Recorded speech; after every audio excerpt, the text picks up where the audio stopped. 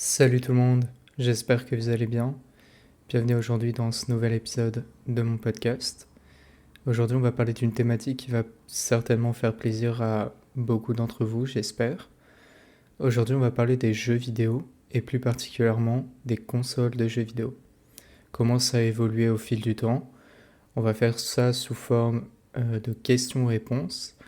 Donc comme d'habitude j'ai demandé à ChatGPT de me donner quelques questions par rapport à l'évolution des consoles et des jeux vidéo. Et il m'a posé quelques questions. Alors pour ce podcast, il sera fait en deux parties. Donc il y aura une partie 1 et une partie 2. Parce que ChatGPT m'a posé beaucoup de questions qui sont pertinentes et dont j'aimerais beaucoup répondre. Mais pour éviter que le podcast fasse 2 heures et que vous vous retrouvez perdu complètement dans le podcast, je préfère le faire en deux parties. Donc ce sera une partie 1 qui sera celle-ci et la prochaine partie qui sera sur les autres questions que je n'aurais pas pu répondre. Alors, comme d'habitude, j'ai un Instagram. Donc le podcast a un compte Instagram officiel que vous pouvez retrouver dans la description de cet épisode ou alors vous pouvez la retrouver en description de la biographie Spotify de mon podcast. Le podcast est aussi désormais disponible sur YouTube. Merci pour ceux qui ont fait un tour. J'ai fait l'annonce d'ailleurs sur Instagram, mais oui, le podcast est effectivement officiellement disponible sur YouTube. C'est un énorme soulagement pour moi, sachant que ça fait un moment que je voulais publier le podcast sur YouTube. J'ai toujours eu un petit peu d'hésitation, mais aujourd'hui c'est fait et il est publié sur YouTube. Donc si vous souhaitez le regarder sur YouTube, vous pouvez. Donc nous, je pense que sans plus tarder, on va pouvoir commencer. Donc comme d'habitude, si vous me suivez sur Instagram, enfin si vous êtes de plus en plus à me suivre sur Instagram, ce sera à vous de me poser les questions sur les futures thématiques.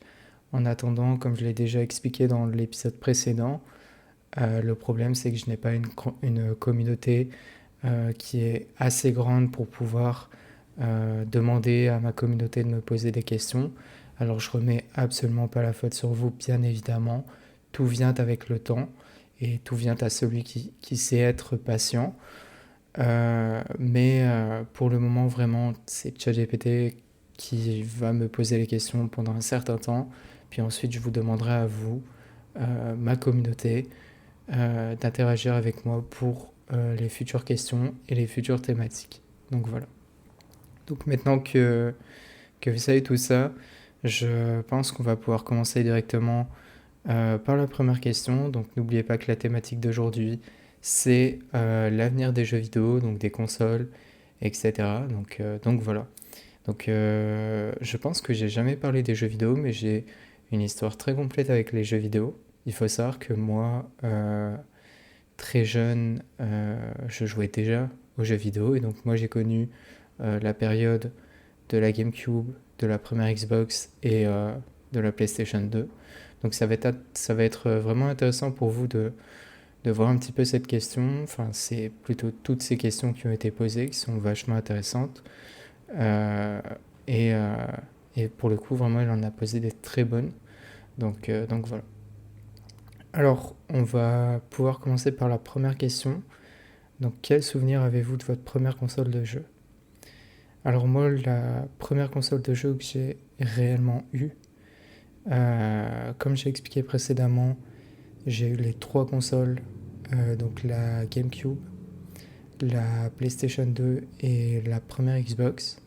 Et il faut savoir que quand j'étais plus jeune, aussi fou que ça puisse paraître, on était beaucoup plus sur la première Xbox, qui avait, il me semble pour l'époque, la plus grande puissance en termes de console, puisque c'était quand même Microsoft qui venait d'arriver sur le marché des jeux vidéo, avec une console qui était très puissante, avec, je mets des guillemets là-dessus, mais avec les composants de PC à l'ancienne. Donc en termes de puissance, vraiment, Microsoft était au taquet. Et j'ai souvenir d'avoir eu, en tout cas, la première Xbox dans ma chambre avec des très bons jeux. Moi, je me souviens d'un jeu de quad, j'ai absolument plus le nom, mais je me souviens que j'avais un jeu de quad qui me faisait passer plusieurs heures à la maison. Et donc j'avais l'habitude de rager parce que j'étais très mauvais. Non, vraiment pour le coup, j'étais très mauvais sur le jeu. Mais il y avait plein d'autres jeux aussi.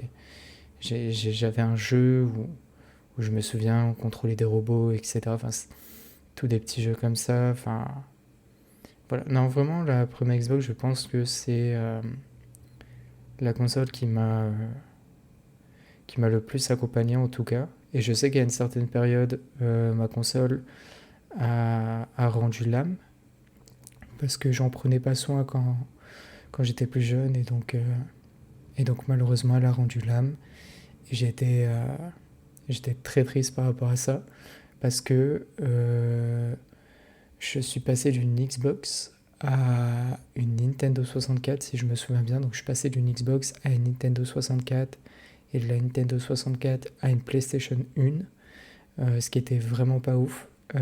Surtout quand t'as pas spécialement connu ces consoles de jeux là, et ben t'as pas vraiment d'attache et puis surtout les graphismes.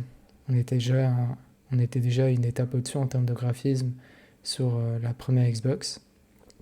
Et donc là, on se retrouve avec une Nintendo 64 et une PlayStation 1 avec des graphismes totalement cubiques, un peu à la Minecraft. Non, j'exagère un peu, mais des graphismes qui sont un peu, enfin, qui sont dignes de l'époque, quoi, qui viennent de leur époque en tout cas. Donc voilà, et moi j'étais pas habitué à ça et donc j'avais aucun plaisir de jeu. Donc même Mario 64, j'arrivais pas à y jouer. Voilà, j'arrivais vraiment pas à y jouer, j'étais dégoûté. Mais donc ma première console de jeu, je dirais pas que c'est la Xbox, mais j'ai eu les trois, comme je l'ai dit. Mais la Xbox, pour moi, c'est celle avec laquelle j'ai le plus de souvenirs en tout cas. Donc voilà. Donc du coup, on va passer à la deuxième question. Comment les performances des consoles ont-elles influencé le développement des jeux vidéo au fil des décennies? Alors les performances des consoles. Alors, les performances. Alors comment je pourrais répondre à cette question? Donc, vous n'êtes pas censé savoir qu'au fur et à mesure des années, les consoles de jeux vidéo s'améliorent. Donc il y a des meilleures cartes graphiques, des meilleurs composants. Et donc, tout simplement, c'est clairement mieux. Donc voilà, déjà, je trouve que ça a influencé le développement des jeux vidéo en bien. Parce que ben déjà, on a eu la génération comme la PlayStation 3 qui a accueilli des jeux qui étaient incroyables. La 3.6 et la PlayStation 3. On a aussi eu la Wii. La Wii qui nous a montré que c'est pas parce qu'on a des petites performances qu'on ne peut pas avoir des jeux hyper marquants. Moi, la Wii, je me souviens très bien de jouer à Skyward Sword. Je me souviens très bien donc les parties de Mario Bros, Punch-Out, etc. Donc la Wii montrait que c'est pas parce qu'on a des petites performances et qu'on n'est pas à la hauteur d'une PlayStation 3 ou d'une Xbox qu'on peut pas avoir sa place sur le marché. Elle a très bien su tirer profit de ses performances. Mais pour moi, vraiment, les consoles ont eu une très bonne influence vis-à-vis des performances parce qu'ils ont su faire ce qu'il fallait faire en termes de performance. Donc on s'est retrouvé avec des consoles qui valaient le coup au fur et à mesure des années, donc jusqu'à le gaming actuel, donc la PlayStation 5 et la Xbox Series X ou la série S. Ou quoi que la série S, je pense pas qu'on puisse particulièrement la mettre, mais à voir. Voilà, même si j'ai quand même quelques petites confessions à faire par rapport à la PlayStation 5 et à la dernière Xbox. Mais moi, je trouve que les performances des consoles de jeux vidéo ont vraiment bien influencé le développement des jeux. Et, et on s'est retrouvé vraiment avec des masterclass, notamment les Call of Duty. Je pense aux exclus sur la PlayStation 3 comme les Uncharted, Tomb Raider. Il y a plein d'autres jeux, il y a vraiment tellement de jeux, comme je l'ai expliqué sur la Wii, c'est pas parce que ta console elle a pas trop de performance que tu peux pas influencer le monde des jeux vidéo. On a eu le Mario Galaxy, le meilleur Mario 3D à ce jour, à mes yeux. On a eu, comme j'ai dit, la franchise des Zelda avec Skyward Sword, Twilight Princess. Voilà, vraiment les performances de jeux vidéo des consoles ont été très bien influencées au fur et à mesure du temps. Et encore aujourd'hui, elles sont très bien influencées, mais comme je l'ai dit, j'ai beaucoup de choses à dire vis-à-vis de la next-gen.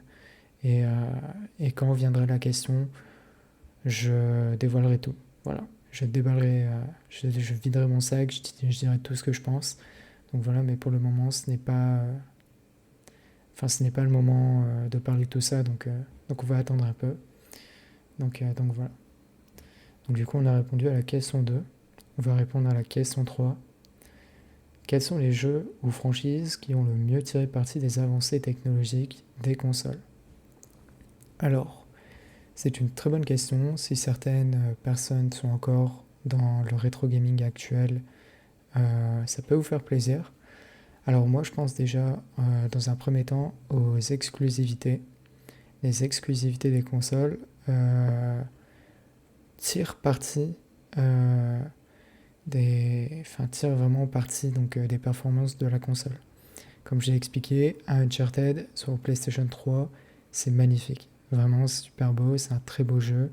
Parce que Uncharted, ils se sont focalisés que sur le jeu PlayStation, pas sur une autre console ou quoi que ce soit. Donc, ce qui fait que le jeu est agréable visuellement et en termes d'histoire.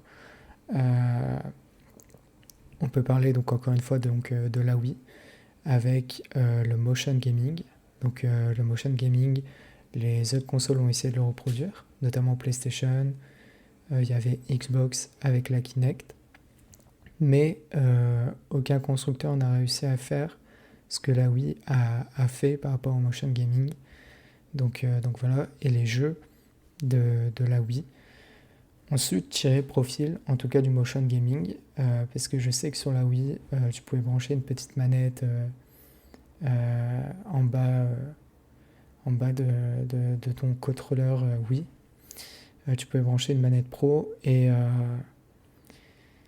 donc le truc c'est que quand tu mettais ta manette pro, déjà tous les jeux n'étaient pas accessibles avec la manette pro, donc ce qui faisait que tu pouvais très bien te retrouver avec une manette pro, mais le jeu n'était pas compatible manette pro, il fallait jouer avec le motion gaming, donc voilà. Mais la plupart des gens ont su tirer partie du motion gaming. Moi je pense si vous avez l'occasion d'essayer le WarioWare sur la Wii, qui est excellent, qui est d'ailleurs mon préféré de toute la franchise, et qui tire vraiment très très bien parti du motion gaming. Donc vraiment, n'hésitez pas, si vous avez une Wii, à essayer de le chercher, de le trouver, ou si vous l'avez, n'hésitez pas à le faire ou à le refaire.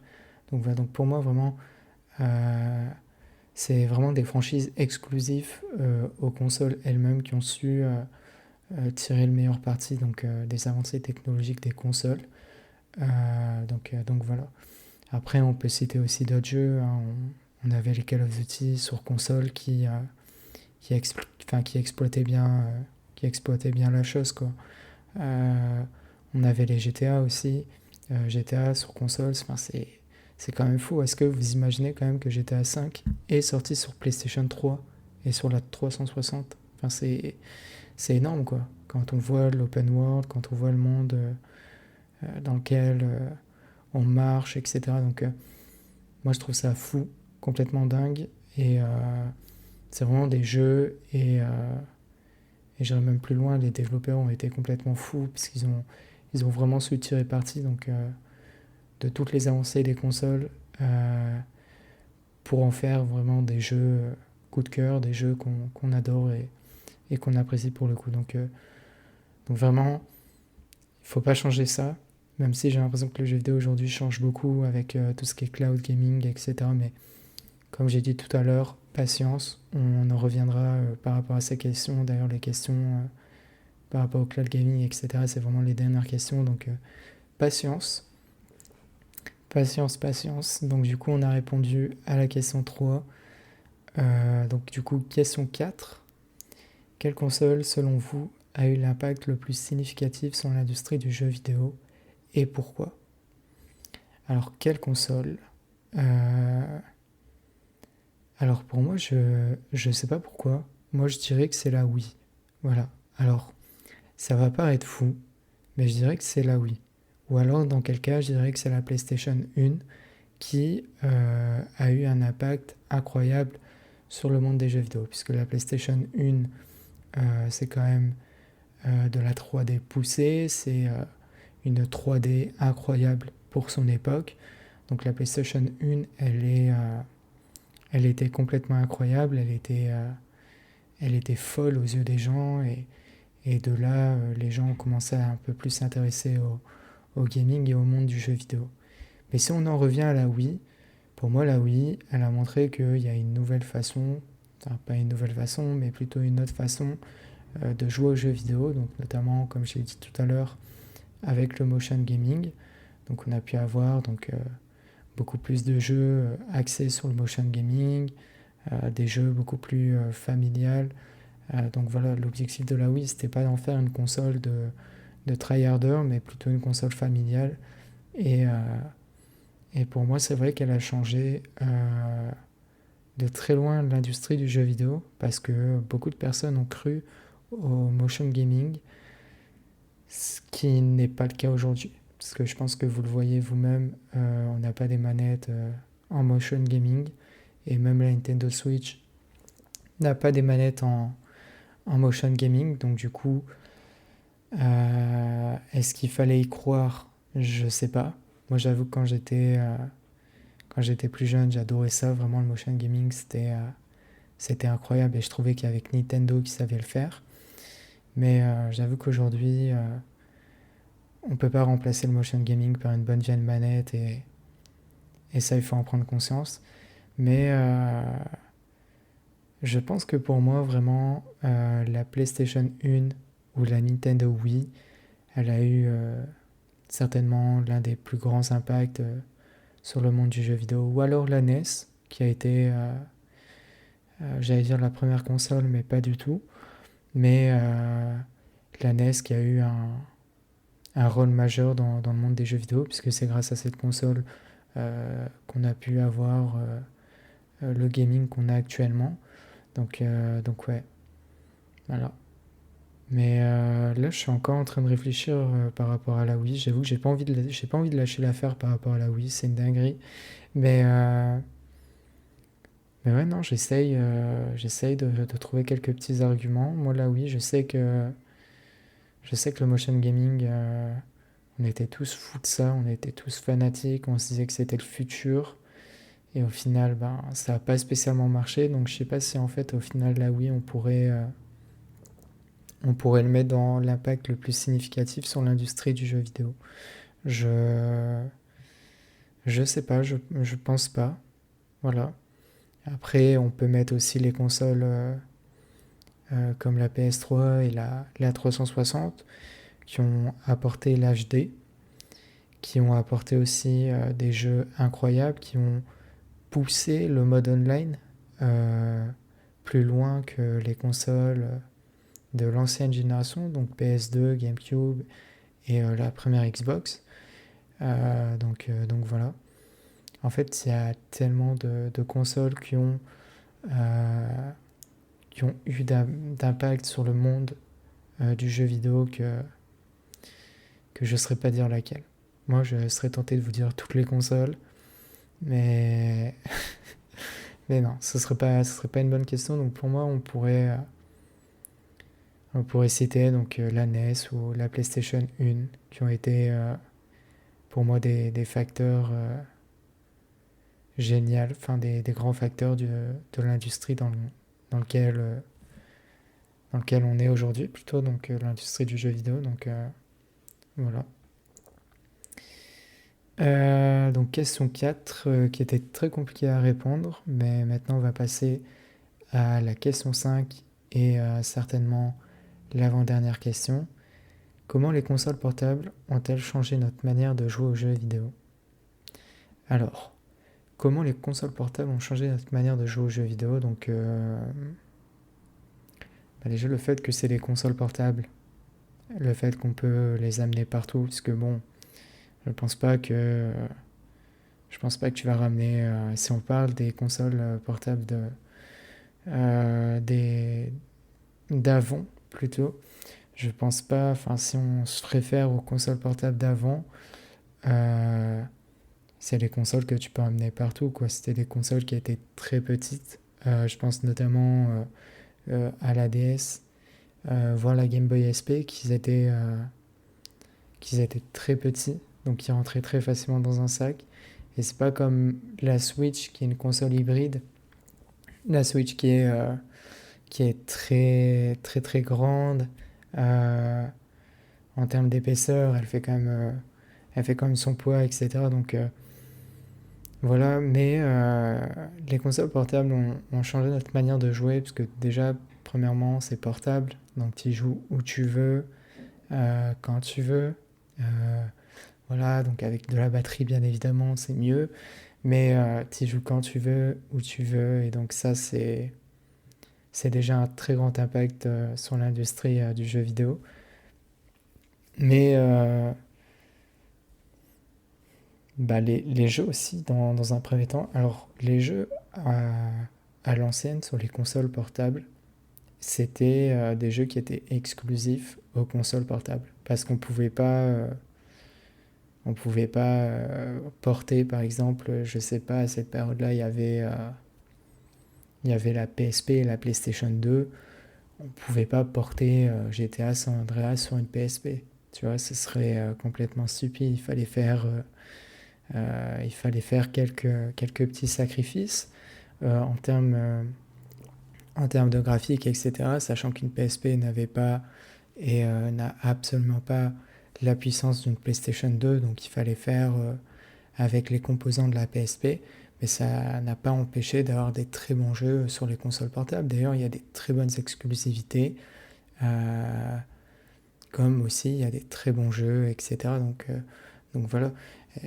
Moi, je pense notamment sur la PSP, je pourrais vous parler de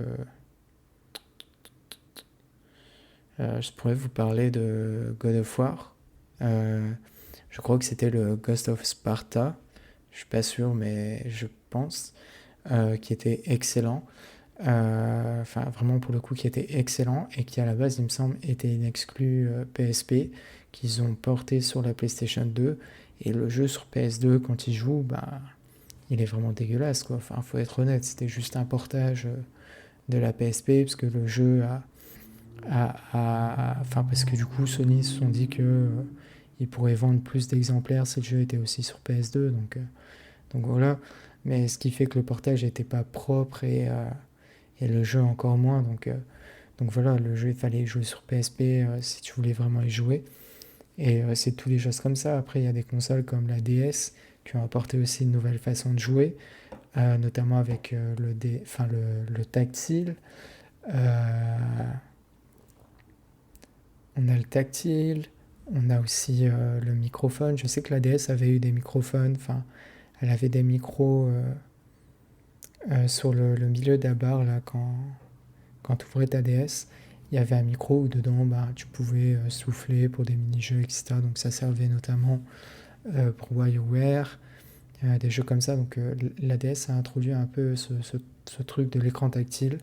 Je pense d'ailleurs même qu'elle l'a complètement introduit, puisque la PSP ne l'avait pas. Et elle l'a eu à partir de la PlayStation Vita. Donc voilà. Donc non, ça a significativement changé notre manière de jouer, parce que déjà il y avait des exclus propres aux consoles portables, mais aussi les consoles portables, on pouvait les emmener partout, quoi. C'était pas comme une PlayStation 2 qui était grosse, qui était fat, qui était lourde, donc très compliqué à porter. Puis tu fais pas la porter pendant plusieurs kilomètres juste pour y jouer chez un pote et puis basta. Donc non, tu vois, si ton pote il avait une DS, tu savais que tu allais faire un Mario Kart avec ton pote et puis Et puis basta, aussi la connectivité du mode multijoueur local qui était incroyable. On jouait beaucoup en mode local sur les consoles portables. Moi, je sais que je faisais beaucoup de Mario Kart DS avec les amis, ce qui était vachement cool à l'époque, euh, parce que du coup, je sais pas si tu voulais jouer à Mario Kart à plusieurs sur une GameCube ou sur une Wii, bah, fallait que tes potes ils viennent, fallait qu'ils ramènent leurs manettes, ou fallait que tu aies des manettes. Mais en tout cas, fallait qu'ils se déplacent. Et donc, euh, et donc là, le fait que chacun ait sa propre DS avec une cartouche, ben voilà, on joue tous ensemble et c'était trop bien. Vraiment, le multijoueur sur les consoles portables, c'était incroyable. Et je parle bien évidemment du multijoueur local, hein. Voilà. Donc la question 5 on l'a répondu. Et donc on va répondre à la dernière question. La question 6 pardon. Donc enfin, je vais quand même repréciser, mais du coup il y aura une partie 2. Voilà, il y aura une partie 2 histoire que ce soit pas trop long et que ce soit agréable à l'écoute, parce que j'ai pas envie de faire un épisode trop long. Et j'ai pas envie de faire un épisode de 1 heure où j'ai peur que. Enfin, en fait, j'ai peur que faire un épisode de 1 heure ça vous gave, donc je préfère faire en plusieurs parties et puis on verra. Donc à vous de me dire si vous préférez des épisodes de 1 heure ou plus, ou si vous préférez des épisodes plutôt courts comme celui-là. Donc voilà. Donc du coup, on va passer à la dernière question de cette partie 1. Quel rôle la rétrocompatibilité joue-t-elle dans l'évolution des consoles?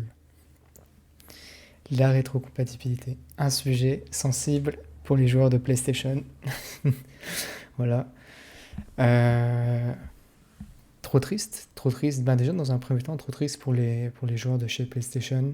Euh, voilà, parce que quand je vois que sur la PlayStation 5, ils vous ont mis la rétrocompatibilité avec la PlayStation 4, je me dis que vraiment, c'est vraiment prendre les gens pour des idiots, au final, vraiment, puisque Microsoft avec Xbox mettent des jeux Xbox première génération, des jeux Xbox 360. Voilà, ils mettent même des jeux Xbox One, donc je sais pas ce qu'il vous faut de plus quoi pour comprendre que vous vous faites un peu, et pas qu'un peu, vous vous faites beaucoup berner quoi.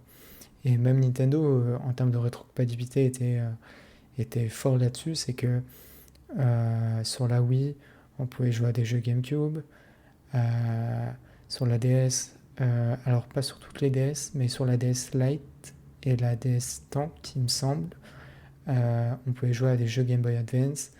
Euh, Ensuite, on peut parler donc pour parler encore de la Wii U aussi, elle a eu sa propre rétrocompatibilité avec les jeux Wii. Voilà. En fait, il n'y a que PlayStation qui sont dans l'excès au final. Même si je sais que PlayStation a quand même eu sa part de rétrocompatibilité avec les jeux PlayStation 1. Parce que je sais que sur la PlayStation 2, tu pouvais jouer à des jeux PS1. Et sur la PlayStation 3, mais selon le modèle, donc il fallait le premier modèle de la PlayStation 3, donc la PS3 Fat. Tu pouvais jouer à des jeux PS1 et PS2. Et d'ailleurs, sur toutes les PS3, vous pouvez jouer à des jeux PS1. Mais les gens veulent jouer à des jeux PS2. Parce que c'est la PS2 qui a marqué les gens et ils veulent pas le faire. Et même sur la PlayStation 3, quoi, il y a des gens qui ont envie de rejouer à des jeux PS3 et ils le font pas. Donc voilà, mais du coup, c'est pas la question. Juste, je voulais revenir là-dessus. Mais du coup, quel rôle la rétrocompatibilité joue-t-elle dans l'évolution des consoles? euh, Ben là, honnêtement, je suis pris au dépourvu parce que même moi, je sais pas trop. Moi, je pense que c'est important de garder la rétrocompatibilité pour éviter que les jeux soient enterrés, morts, euh, et que les gens n'apportent plus vraiment de sens à tous ces jeux. Et la rétrocompatibilité, pour moi, c'est une bonne façon de revenir vers ces jeux. C'est de se dire, ben ok, j'ai plus la console, mais j'ai encore le jeu, donc je vais pouvoir encore y jouer. Bah, pour moi, c'est vraiment une bonne façon de. C'est une bonne manière de se dire que oui, La rétrocompatibilité, elle est là et ça fait plaisir. Après, maintenant, est-ce qu'elle a réellement un rôle dans l'évolution des consoles? Je pense pas vraiment. Je pense que c'est plus un kiff pour les joueurs, euh, aussi pour les développeurs. Et puis voilà. Mais pour moi, elle n'a pas réellement un rôle spécifique dans l'évolution des consoles.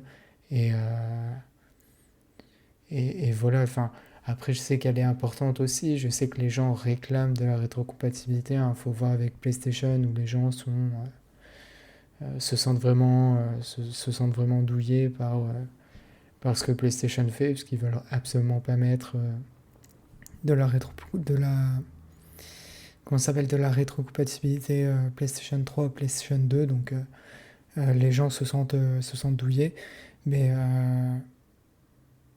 de là à dire qu'elle a un rôle important dans l'évolution des consoles, je pense pas. Mais elle a quand même un petit rôle où c'est super plaisant d'avoir ce petit côté nostalgique, de pouvoir rejouer à des jeux qu'on y jouait, enfin qu'on jouait plutôt auparavant, comme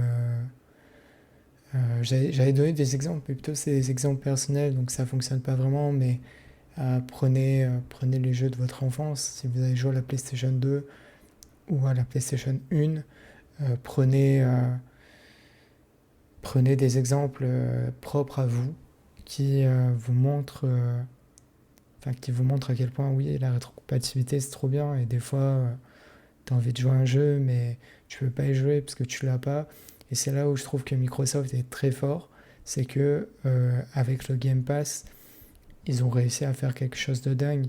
C'est que dans le Game Pass, tu as un catalogue de jeux incroyable pour je sais plus quelle somme.